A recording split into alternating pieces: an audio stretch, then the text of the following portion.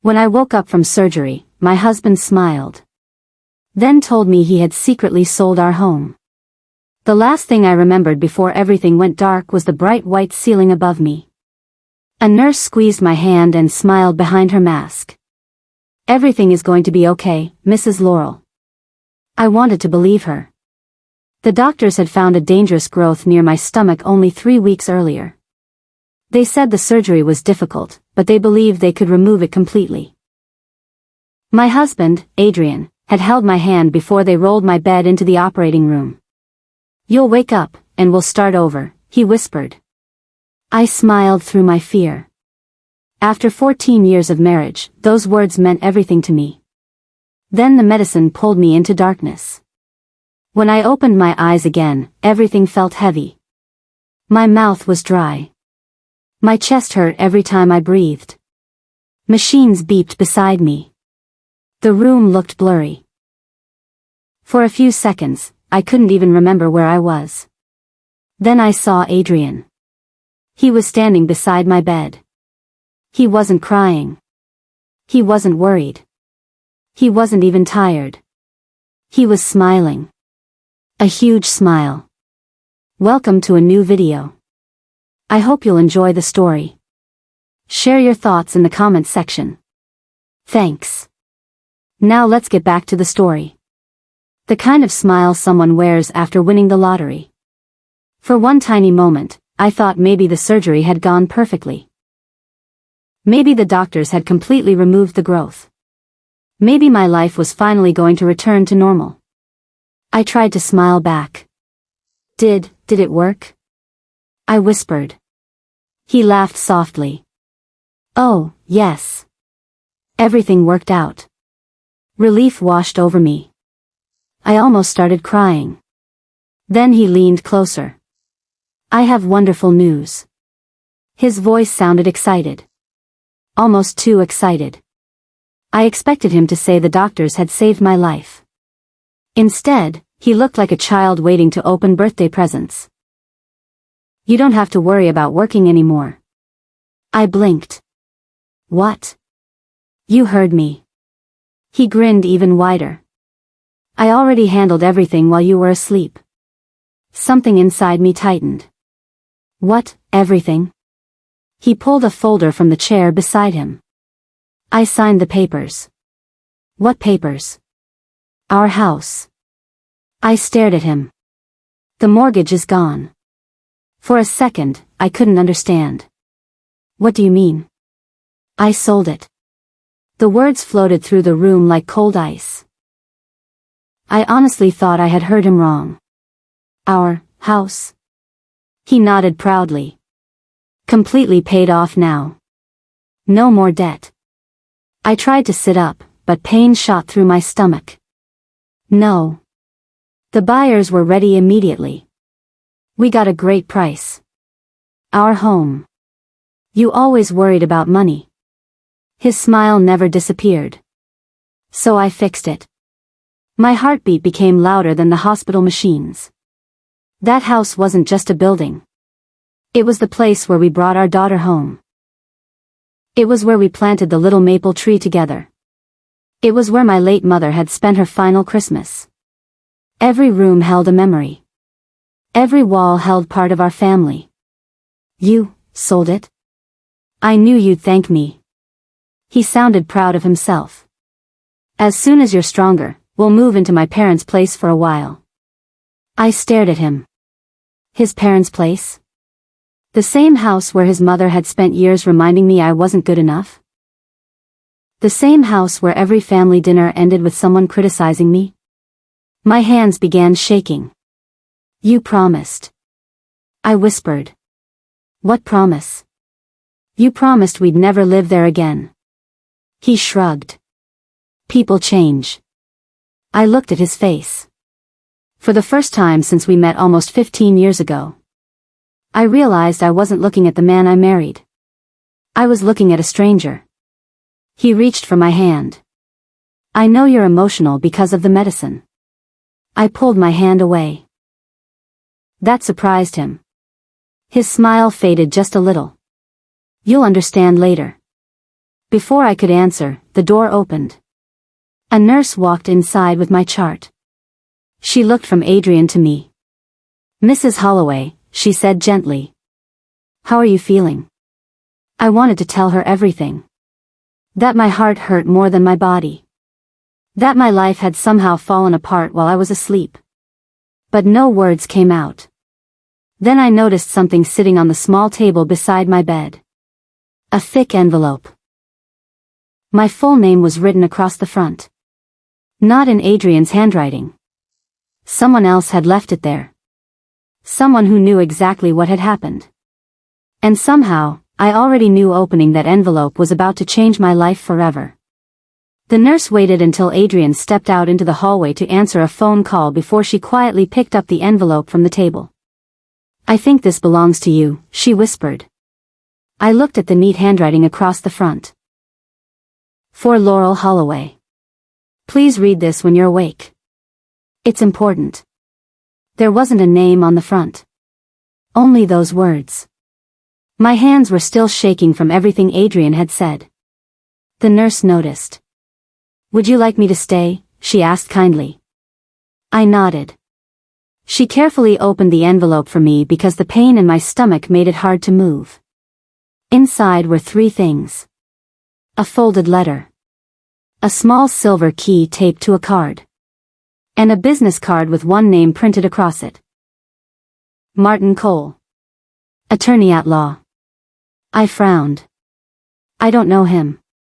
The nurse simply smiled. "I'll give you a few minutes." She quietly left the room. I unfolded the letter. The handwriting was neat and careful. Every word looked like someone had taken their time. "Mrs. Holloway. If you're reading this, your surgery is over. First, I hope you're recovering well. Second, I believe your husband has already shared some very important news." My heart skipped. Whoever wrote this already knew. I kept reading. "There are things about the sale of your home that you deserve to know." I looked toward the hospital door. Adrian was still outside. I hurried on. "I cannot explain everything in this letter because time is limited. But I ask you not to sign any documents until we meet. Please do not let anyone pressure you. Especially your husband." I stopped breathing for a second. The next sentence made my stomach twist even more than the surgery. "Your husband did not tell you the complete truth." My eyes raced across the page. "The house was not sold because your family needed money." "What?" I whispered. That made no sense. For years I had been the careful one. I worked as a children's librarian. It wasn't a job that made me rich, but I loved it. I always planned our budget. I packed lunches instead of buying expensive food. I fixed old furniture instead of replacing it. I even sewed our daughter's Halloween costumes by hand every year. We weren't wealthy. But we weren't desperate. So why had Adrian said he had no choice? The letter continued. "There are financial records that prove another reason for the sale. Please trust your instincts. I will explain everything soon." There was no signature. Only one sentence at the bottom. "Keep the silver key safe." I looked at the tiny key taped beside the letter. It looked like the kind used for a safety deposit box. Or a small locker. But whose? Before I could think any longer, the hospital door opened again. Adrian walked back inside carrying 2 cups of coffee. His smile had returned. "There you are," he said cheerfully. I was talking to Mom. Of course he was. "She's already getting the guest room ready." I folded the letter as quickly as I could and slipped it under my blanket. He never noticed. My parents are excited. I forced a small smile. "That's nice. It'll be good for you." He sat beside my bed. "You won't have to worry about cooking or cleaning while you recover." His words sounded caring. But something felt different now. Every sentence seemed planned. Every smile looked rehearsed. I remembered what the letter had said. Don't sign anything. Almost as if he had read my thoughts, Adrian opened the folder he had brought earlier. There are just a couple of papers for the hospital. He handed me a pen. If you sign these now, everything will be easier later. My fingers froze. What are they? Oh, just boring paperwork. I reached for the papers. Pain slowed every movement. The first page looked normal. Insurance information. Hospital forms. Then I noticed the second page. Near the bottom were tiny words that caught my attention. Transfer of remaining marital assets. I blinked. What is this? Adrian laughed. Legal stuff. I don't understand. You don't need to. He gently pushed the pen toward my hand. I've already taken care of everything else. Everything else. Those words echoed inside my head. Our house. Our future. Now this? I'm too tired, I whispered. I'll read it later. His smile disappeared for only a second. Then it came back. It really should be today. No. It was the first time I had ever said no to him without explaining why. His face changed. Not with anger. Something colder. Disappointment. Like a man whose careful plan had suddenly slowed down. Before he could answer, another knock came at the door. A young doctor entered holding a tablet. Mrs. Holloway, he said warmly. Your surgery went very well. I almost cried with relief. Then he added something that made Adrian suddenly stop smiling. You were fortunate. The growth was completely harmless. I looked up. What? It wasn't cancer. The doctor smiled. Our tests confirmed it after surgery. You'll need time to heal, but you should make a full recovery. I felt tears fill my eyes. I was going to live. But when I turned toward Adrian, expecting happiness, his face looked nothing like mine. He wasn't relieved. He wasn't grateful.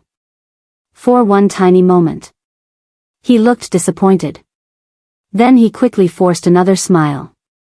But it was too late. I had already seen the truth hiding underneath. The doctor's words stayed in my mind long after he walked out of the room. It wasn't cancer.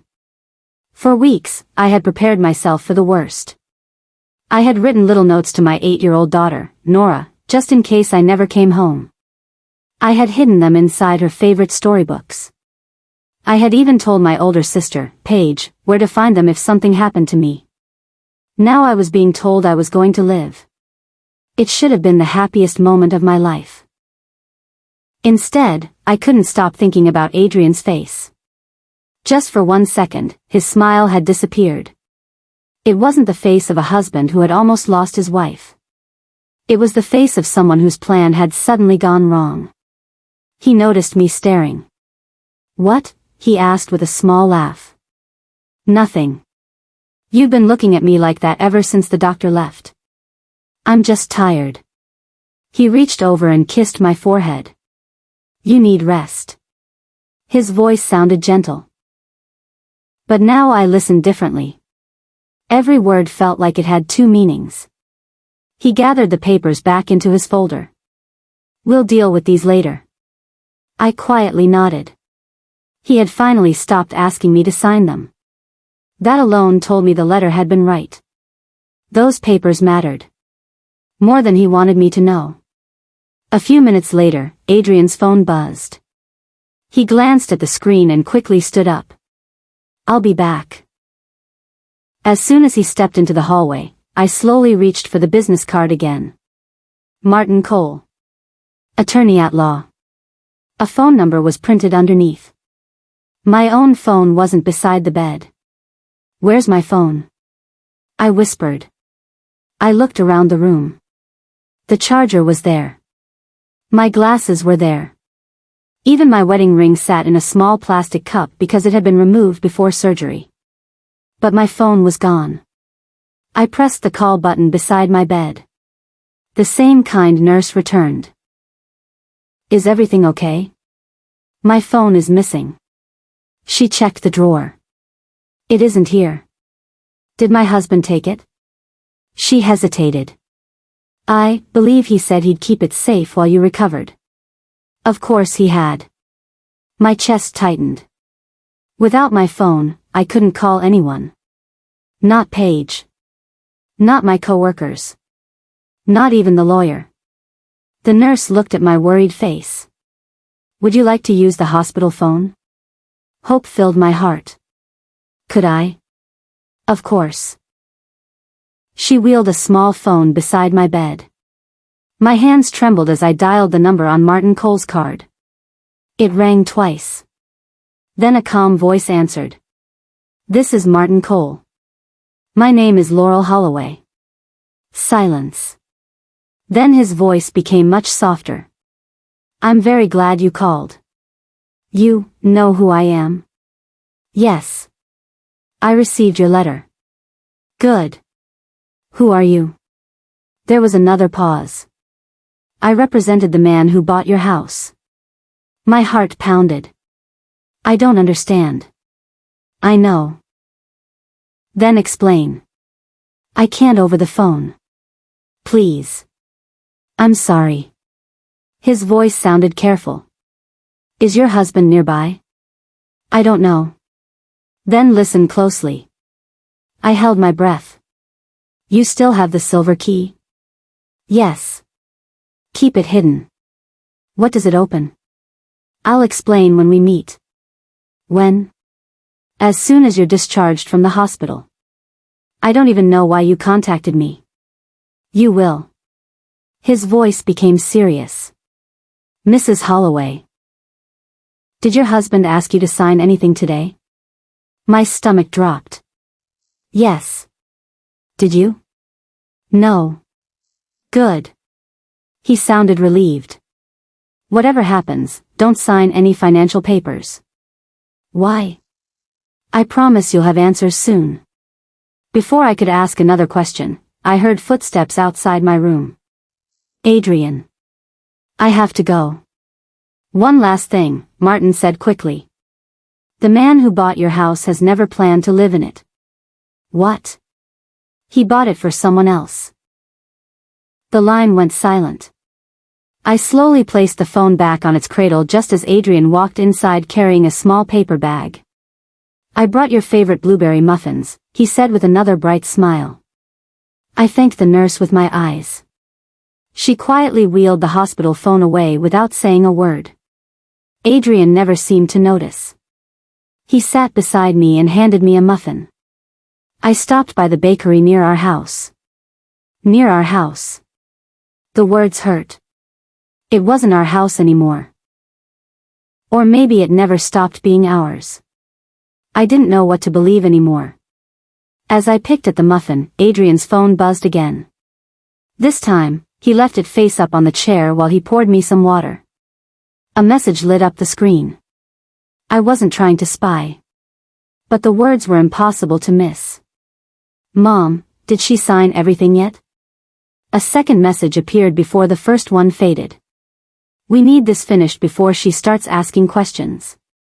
My fingers tightened around the blanket. Adrian grabbed the phone so quickly that he almost dropped the water bottle. His smile returned, but his eyes looked nervous. Just Mom checking on you, he said. I smiled back.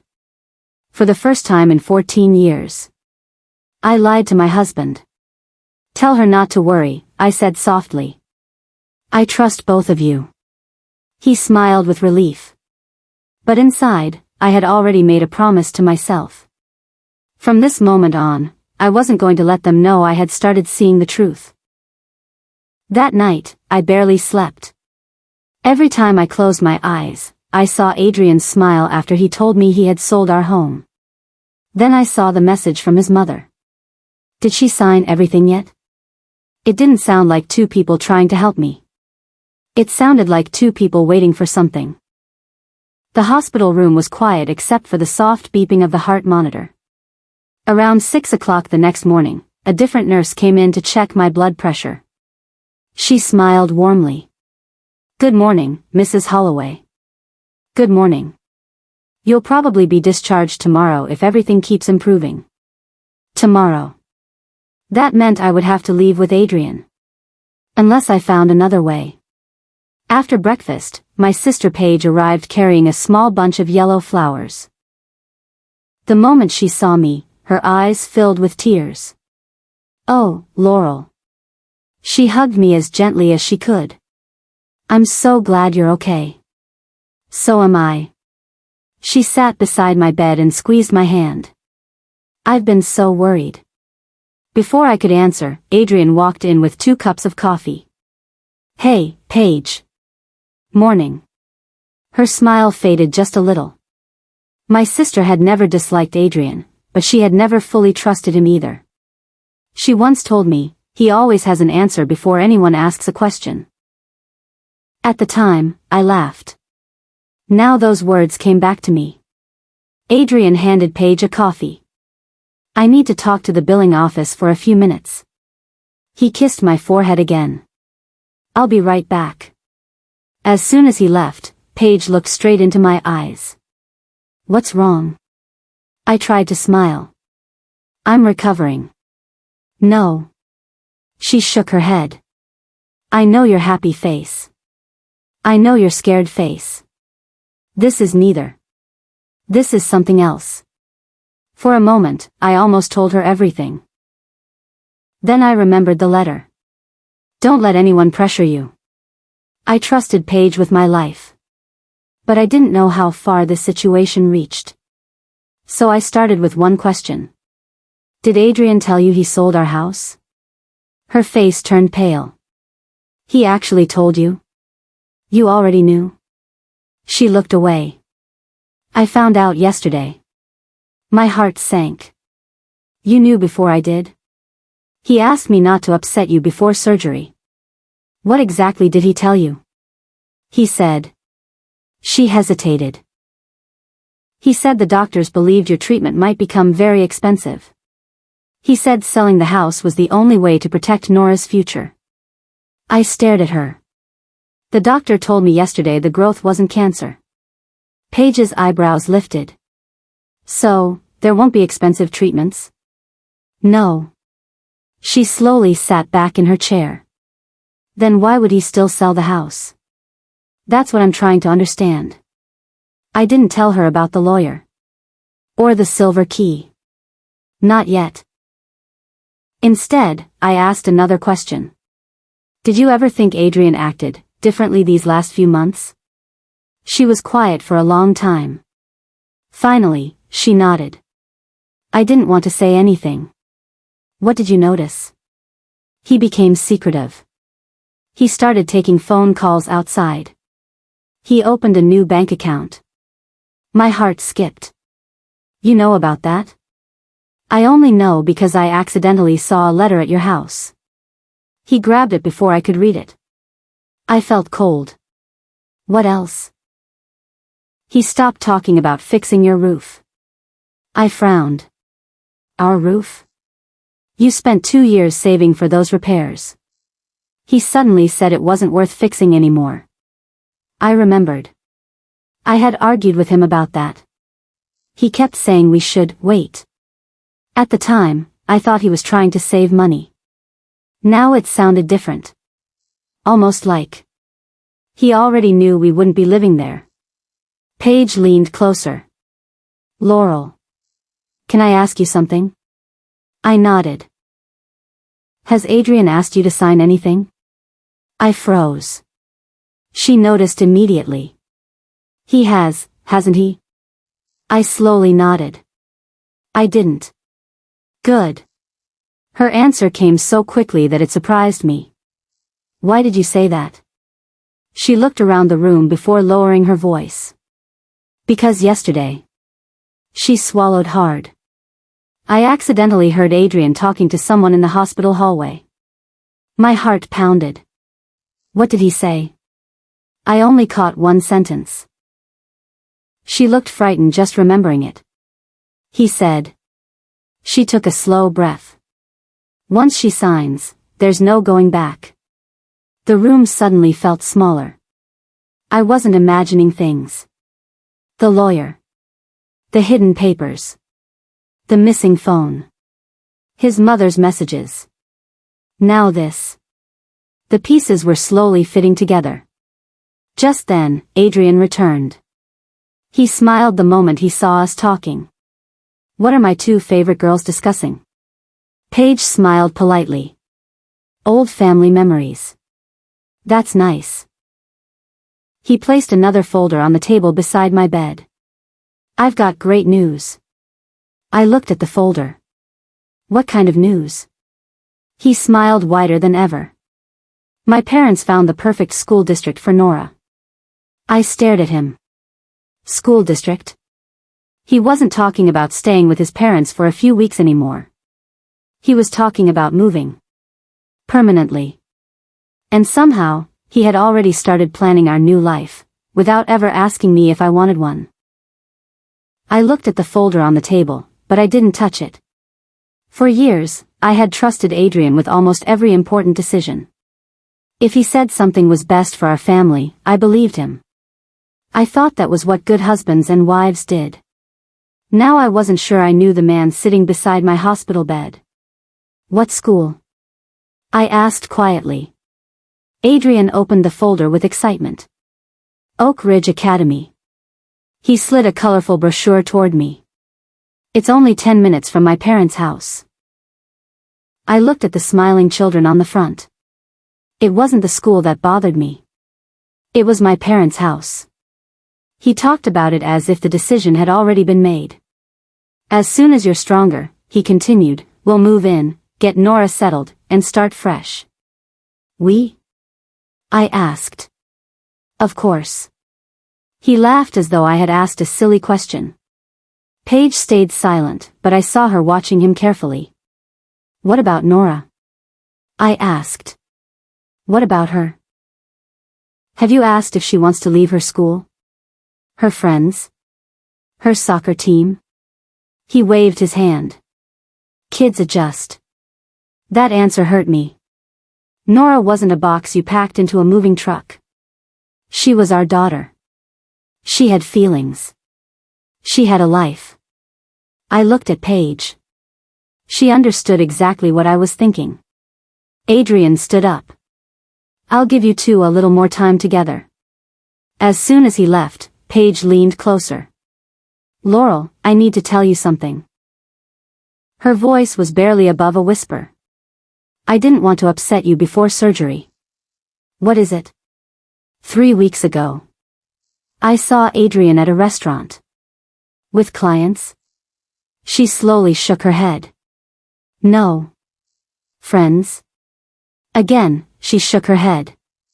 He was having dinner with a woman. My stomach tightened. What woman? I don't know. They weren't acting like coworkers. I stared at her. They were holding hands. The room became very quiet. I wanted to tell myself there had to be an explanation. Maybe the woman was upset. Maybe he was comforting her. Maybe Paige had misunderstood. But deep inside, I already knew I was making excuses. Are you sure? I whispered. I wish I wasn't. Why didn't you tell me? Because your surgery was coming. She looked down at her hands. I didn't want you to go into the operating room carrying that kind of pain. I reached over and squeezed her hand. You were trying to protect me. She nodded. I'm sorry. Before I could answer, there was another knock at the door. A cheerful hospital volunteer stepped inside pushing a small cart. Mrs. Holloway? Yes? I have a delivery for you. A delivery? She handed me a medium-sized gift bag with a simple white ribbon. There wasn't a card with a name. Only 3 words were written on the attached envelope. For Laurel only. Paige looked just as confused as I felt. After the volunteer left, I carefully opened the bag. Inside was a small wooden box. The same silver key from the letter fit perfectly into its tiny lock. My heart began beating faster. I turned the key. Click. The lid slowly opened. Inside were several photographs. The first picture showed Adrian standing in front of our house. Nothing unusual. The second picture showed him meeting an older man in a parking lot. I didn't recognize him. The third picture made my breath catch. It showed Adrian shaking hands with a woman. The same woman Paige had seen at the restaurant. She looked to be about my age, with dark hair and a bright smile. They weren't standing like strangers. They were standing like people who were comfortable together. I turned over the photo. Written neatly on the back were 6 words. Taken 2 months before surgery. My hands trembled. There were more photographs underneath. One showed Adrian helping the woman carry shopping bags. Another showed them walking through a furniture store. Then I reached the last picture. It showed them standing in front of a beautiful blue house. They were smiling. The woman had one arm around Adrian. And hanging from the real estate sign beside them was a large red banner. Sold. At the bottom of the picture, someone had written another note. Ask your husband whose house this really is. Before Paige could speak, we heard footsteps in the hallway. Adrian was coming back. Without thinking, I slipped every photograph back into the wooden box. Paige quickly tucked the box inside the overnight bag she had brought me. Just as Adrian walked through the door, the bag was zipped shut. He smiled, completely unaware. I've got another surprise, he said. He held up a single sheet of paper. I've arranged for us to meet the buyers of our old house next week. I forced myself to stay calm. Why? So we can thank them. I looked into his eyes. For the first time, I didn't see kindness. I saw a man trying very hard to control the story before I learned the truth. And I silently decided that when I finally met the buyers, I wasn't going to thank them. I was going to ask them one question that I was certain Adrian didn't want answered. The rest of that day passed slowly, but my mind never stopped racing. Every smile Adrian gave me now felt like a mask. Every kind word sounded practiced. I had loved this man for 14 years. Now I wondered if I had ever truly known him. The next morning, my doctor came in with good news. Mrs. Holloway, he said, smiling, your recovery is going very well. If everything stays the same today, you can go home this afternoon. Home. The word hurt. I didn't have one anymore. After the doctor left, Adrian looked pleased. Perfect, he said. Mom already has dinner waiting. I forced a weak smile. I'd like to stop somewhere first. Where? I want to visit our house. His expression changed for just a second. There isn't much to see. I still want to go. He hesitated. The buyers are already preparing to move in. I know. I just want to say goodbye. He looked into my eyes for a long moment. Then he nodded. Okay. Around noon, Paige returned to help me leave the hospital. While Adrian went downstairs to bring the car around, she quickly took the wooden box out of her bag. I kept it hidden all night, she whispered. I nodded. Good. What are you going to do? I'm going to keep pretending. Pretending? That I believe Adrian. She frowned. Can you do that? I have to. If he thinks I know the truth, he'll hide everything else. Paige slowly nodded. You're right. Then she handed me something I hadn't expected. My old phone. I looked at her in surprise. Take it. But Adrian thinks you don't have a phone. Keep it that way. Tears filled my eyes. Thank you. It's already charged. And I saved the lawyer's number. I hugged her carefully. For the first time since waking up after surgery, I felt like I wasn't completely alone. An hour later, Adrian helped me into his SUV. He drove away from the hospital. Instead of heading toward his parents' neighborhood, he turned onto Maple Avenue. Toward our house. Neither of us spoke. I watched the familiar streets pass by. The bakery where Nora always picked birthday cupcakes. The little park where she learned to ride her bicycle. The library where I worked. Every place held a memory. Finally, we turned onto our street. My heart broke. A large moving truck sat in front of our house. Workers carried boxes through the front door. I pressed my hand against the window. They're already moving in. Adrian nodded. They wanted to start right away. I opened the car door before he could stop me. Laurel. I'll be careful. Every step hurt because of the surgery, but I kept walking. The maple tree I planted with Nora was still in the front yard. It was taller now than the roof. I gently touched its trunk. So you're still here, I whispered. The front door opened. An older man stepped outside. He looked kind, maybe in his late 60s. When he saw me, his smile disappeared. You must be Laurel. I froze. You know my name? Yes. He looked uncomfortable. I've been hoping we'd meet. Behind me, Adrian hurried across the lawn. There you are, he said quickly. I was just introducing myself, the older man replied. Adrian forced a laugh. Mr. Bennett bought the house. He turned toward me. This is the buyer I told you about. I studied the man's face. He didn't look proud. He looked guilty. I'm Harold Bennett, he said quietly. It's nice to meet you. I looked into his eyes. Can I ask you something?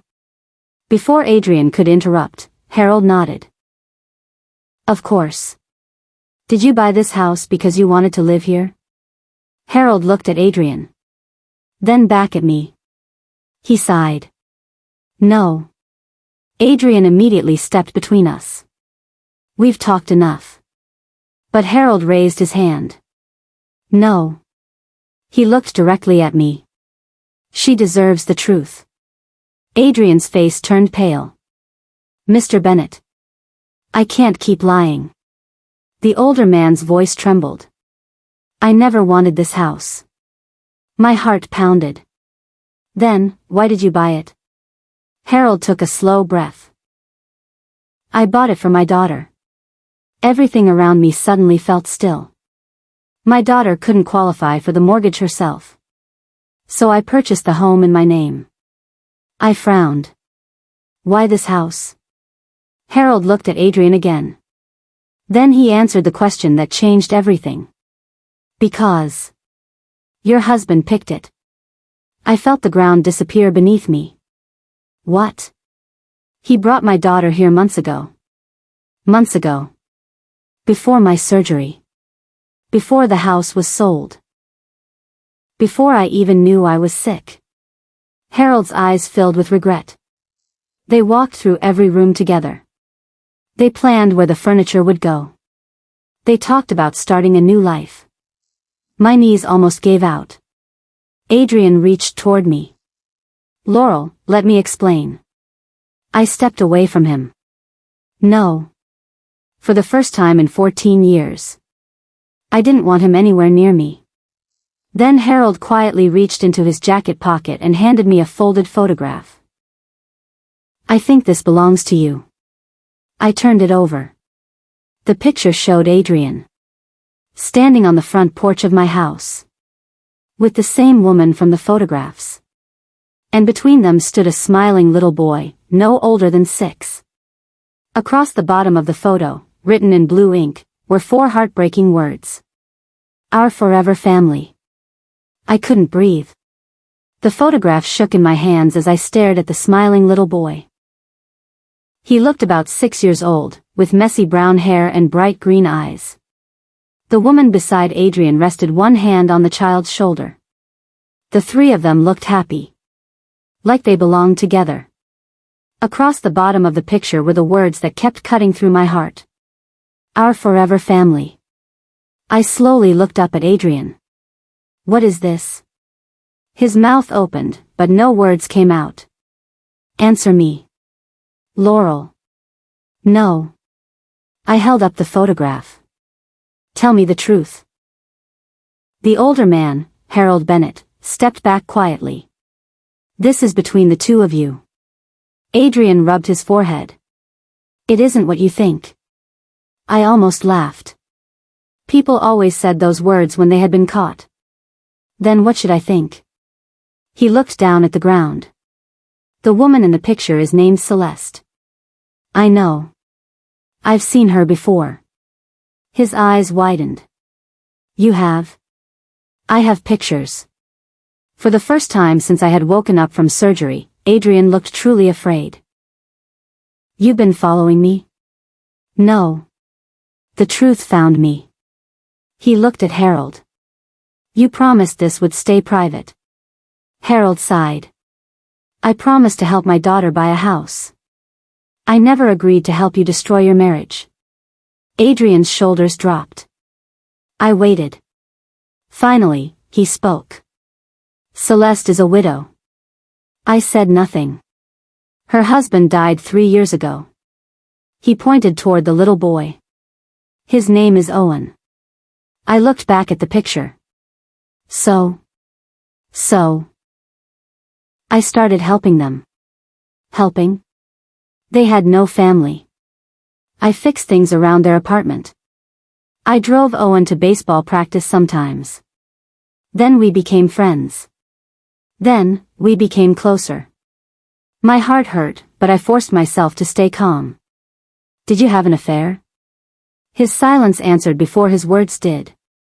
Yes. The world around me seemed to disappear. The birds. The moving truck. The workers carrying boxes. Everything faded away. Only that one word remained. Yes. I closed my eyes. When did it start? About 8 months ago. 8 months.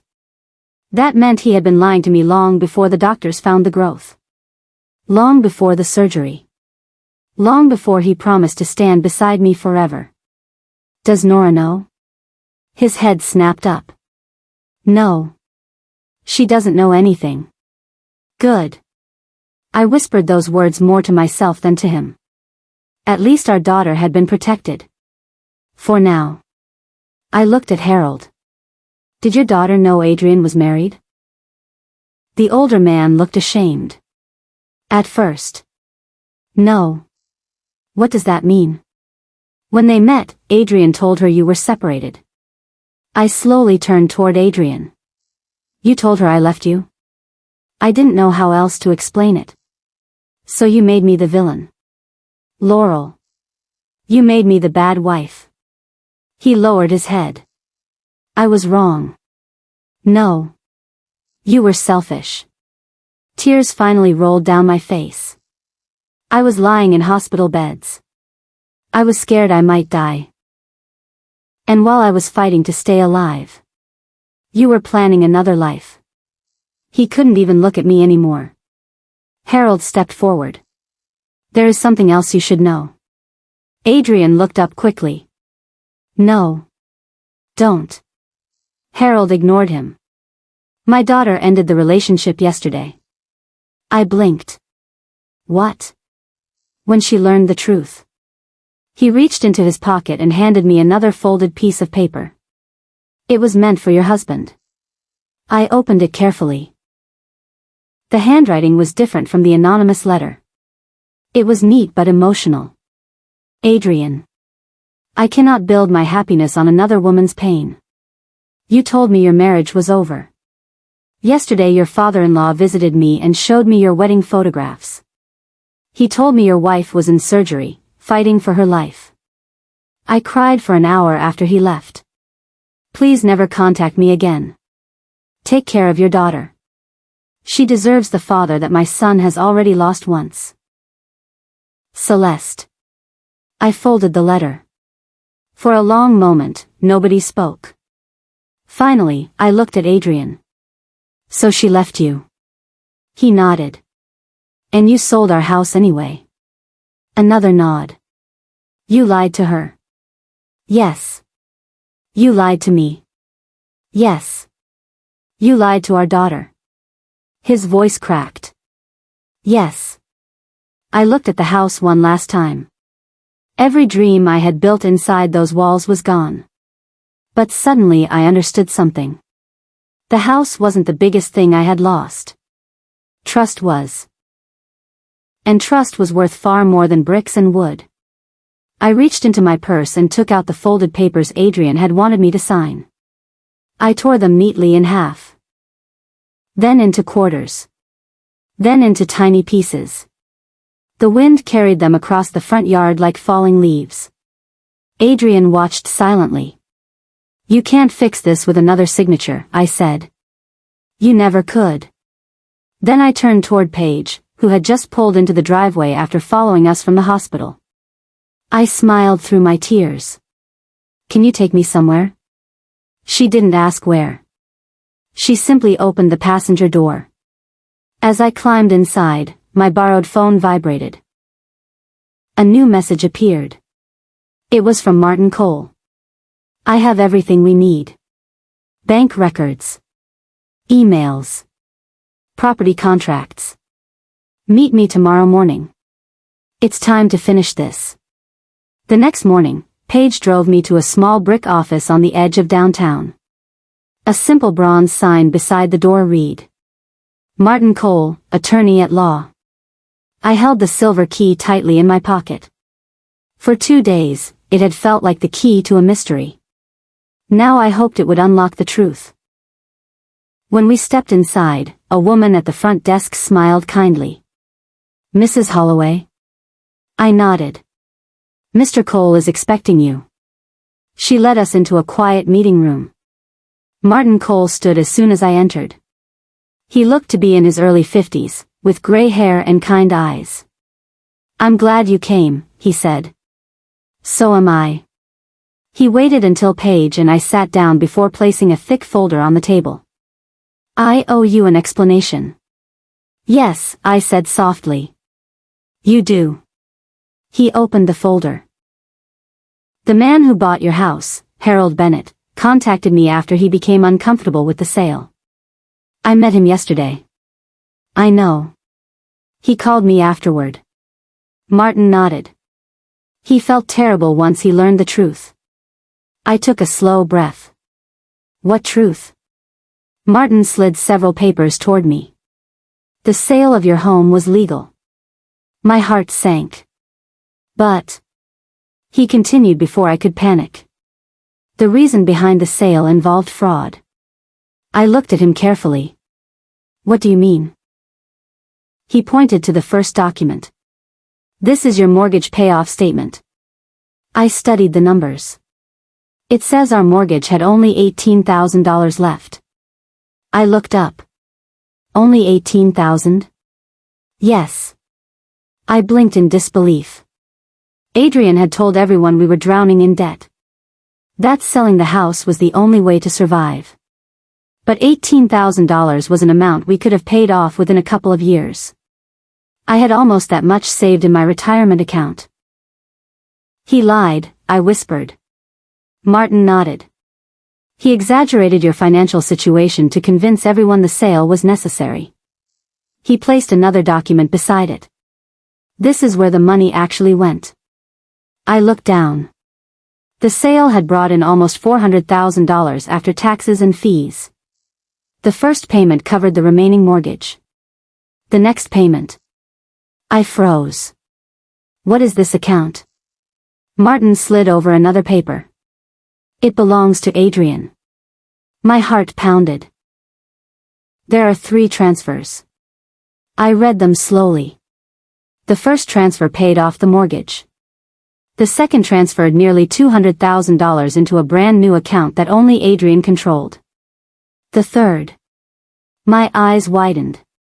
The third payment had purchased another property. I looked at Martin. The blue house. He nodded. Yes. The one in the photographs. It was never meant to be your new home. It was purchased for Adrian. And for Celeste. Even though I already suspected the answer, hearing it out loud still hurt. He used my house. To buy another house. Martin quietly nodded. Without telling you. Tears filled my eyes, but they were different now. Yesterday, I cried because I felt broken. Today, I cried because I finally understood the whole picture. Everything fit together. The cancelled roof repairs. The secret bank account. The missing phone. The papers he wanted me to sign. The rush to move into his parents' house. He had needed me out of the way while he quietly built another life. Martin reached into the folder one last time. There is one more document. He handed it to me. It was my father's will. I stared at it in confusion. My father? You inherited half the money that paid for your original house. My hands began shaking. What? The down payment came from your inheritance. I remembered. After my father passed away 12 years earlier, he had left me enough money to help us buy our first home. I had always considered it our house because we were married. But legally, a large part of it had come from my family. Martin smiled gently. That changes everything. What do you mean? It means Adrian may have violated his legal duties by hiding financial information during the sale. He also attempted to persuade you to sign documents while you were recovering from surgery. I slowly realized what he was saying. I can fight this. You absolutely can. For the first time since waking up in that hospital bed, I felt something stronger than fear. Hope. Real hope. I looked out the office window at the bright morning sky. I thought about Nora. She deserved honesty. She deserved peace. She deserved at least one parent who always chose the truth. I closed the folder and stood up. I don't want revenge because I'm angry. Martin nodded. I understand. I want justice because my daughter deserves to see that lies don't win forever.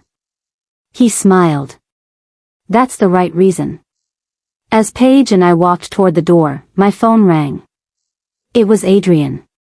For a moment, I stared at his name. Then I answered. His voice was shaking. Laurel, please. I've lost everything. I looked at the folder in my hands. No, Adrian. You lost everything the day you decided your family was something you could sell. I quietly ended the call. Then Paige wrapped an arm around my shoulders as we walked into the sunshine. For the first time in many months, I wasn't walking toward the life someone else had planned for me. I was walking toward one I would build myself. Before you go, I want to ask you something. If you were Laurel, waking up from surgery only to discover that your husband had secretly sold your family home and planned an entirely different future without you, what would you have done? Would you have confronted Adrian the moment you realized the truth, or would you have quietly gathered the evidence just as Laurel did before making your move? And if you were Adrian, at what point would you have admitted the truth? Would you have confessed when the affair began? When did you decide to sell the house? Or when you saw your wife fighting for her life in that hospital bed?